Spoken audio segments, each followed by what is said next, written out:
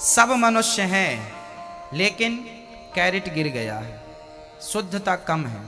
यदि वो शुद्धता, राजा हरिश्चंद्र मर गए, बिक गए, पत्नी बाजार में बिक गई, बेटा बाजार में बिक गया, क्या उस स्थिति में भी राजा हरिश्चंद्र ने क्या धर्म को छोड़ा? क्या सत्य को छोड़ा? नहीं छोड़ा ना। जो विषम परिस्थितियों में भी अपना सत्य ना छोड़े, उसी को आप सच्चा मनुष्य मानिए, मनुष्य जानिए। अब आप ही बताइए कि आप विषम परिस्थितियों में सच को छोड़ते हैं या पकड़ते हैं? आजकल लोग दिन में 2-4 बार झूठ बोल ही, 2-4 झूठ मुंह से निकलता ही निकलता है। जो रोज रोज झूठ बोले उसे आप कैसे मनुष्य कहेंगे? जबकि गोस्वामी जी कह रहे हैं, ये बड़े भाग्य मानुष तन पावा, सुर दुर्लभ सद ग्रंथन गा। बड़े भाग्य से मनुष्य का देह मिला है, बड़े भाग्य से ये तन मिला है, इस तन से सच बोल लीजिए। राजा हरिश्चंद्र के बारे में आप लोग जानते हैं कि नहीं? कौन कौन जानता है? हाथ उठाओ। जो जानते हैं वो हाथ उठाएं, जो नहीं जानते उनको हम बताएंगे। राजा हरिश्चंद्र एक बहुत बड़े राजा थे।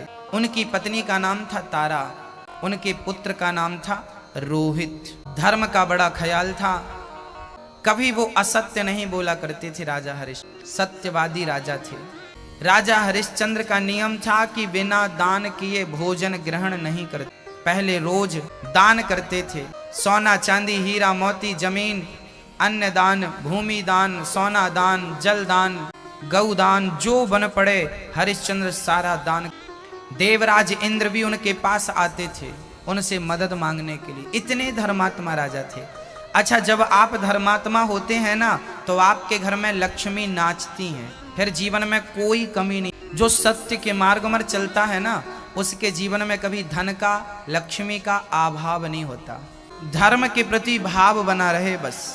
हरिश्चंद्र भी प्रेम पूर्वक धर्म का पालन करते थे। एक दिन की बात है, राजा हरिश्चंद्र ने एक स्वप्न देखा। उस स्वप्न में उन्होंने अपना पूरा राज्य किसी ब्राह्मण को दान कर दिया, ऐसा उन्होंने स्वप्न देखा। सब कुछ दे दिया। जैसे ही आंख खुली, सुबह जल्दी से उन्होंने स्नान करके सभा में अपने स्वप्न के बारे में कहा कि आज हमने ऐसा स्वप्न देखा है, सारा राज्य हमने दान कर दिया। स्वप्न में ही सही, लगता है हमें दान कर देना चाहिए, पर किसे? कोई मांगे तो दान करें। तभी विश्वामित्र जी आ गए। विश्वामित्र जी के चरण धोकर हरिश्चंद्र ने भोजन कराया और कहा, महाराज, आज मैंने स्वप्न में पूरा राज्य दान किया है।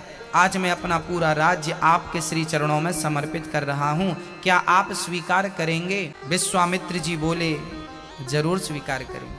आपका राज्य हमें, आपने पूरा राज्य हमें दान कर दिया, हमने दान ले लिया, संकल्प हो गया, दान हो गया। विश्वामित्र जी ने कहा कि राजन, हम सभी ब्राह्मणों ने, सभी संतों ने आपके घर भोजन किया है।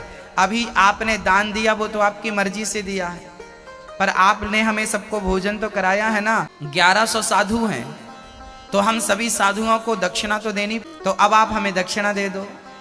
हरिश्चंद्र बोले, महाराज, मैंने पूरा राज्य दान कर दिया, अब मेरे पास कुछ बचा नहीं है जो आपको दक्षिणा दे सकूं। याद रखिए भक्तों, दान अलग होता है, दक्षिणा अलग हो। किसी शुभ काम में दिया हुआ द्रव्य उसे दान कहते हैं। पर पंडित जी से सत्यनारायण भगवान की कथा आप सुनते हैं तो पंडित जी को दान नहीं देते, उनकी मेहनत का जो मेहनताना है उसे दक्षिणा कहा जाता है। भागवत की कथा सुनने के बाद जो आप देंगे वो दक्षिणा होगी। वृद्ध माओं के लिए जो देते हैं वो दान होता। तो दान अलग है, दक्षिणा अलग है। ब्राह्मणों ने कहा, साधुओं ने कहा कि आपने अपना राज्य हमें दान तो कर दिया, अभी दक्षिणा बाकी, दक्षिणा दीजिए। राजा हरिश्चंद्र बोले कि मेरे पास अब कुछ नहीं बचा। विश्वामित्र जी बिगड़ गए, राजन, यदि तुमने हमें दक्षिणा नहीं दी, हम 1100 साधु हैं, कम से कम 1-1 रुपए तो सबको मिले।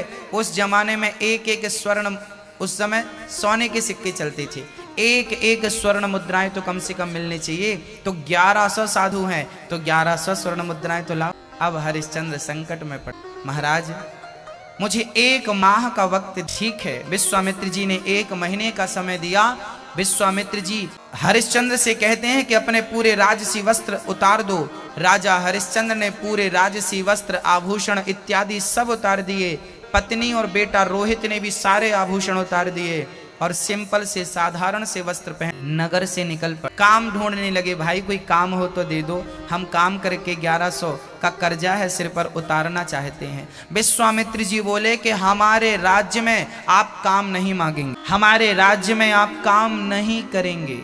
तब हरिश्चंद्र काशी आ गए, क्योंकि काशी शंकर जी की नगरी, वो किसी के राज्य में नहीं आती, कहते हैं वो शिव की नगरी है। उस नगरी का राजा केवल शंकर है, उस नगरी का राजा कोई राजा नहीं बना आज। इसलिए हरिश्चंद्र ने काशी आकर के काम खोजा। 2 दिन, 5 दिन, 10 दिन, 20 दिन, आज महीने का आखिरी दिन था। काम ढूंढते ढूंढते महीना गुजर गया पर काम नहीं मिला।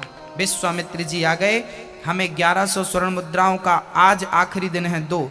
हरिश्चंद्र बोले महाराज आज सूर्य अस्त के पहले मैं आपकी मुद्राएं आपको दे दूंगा।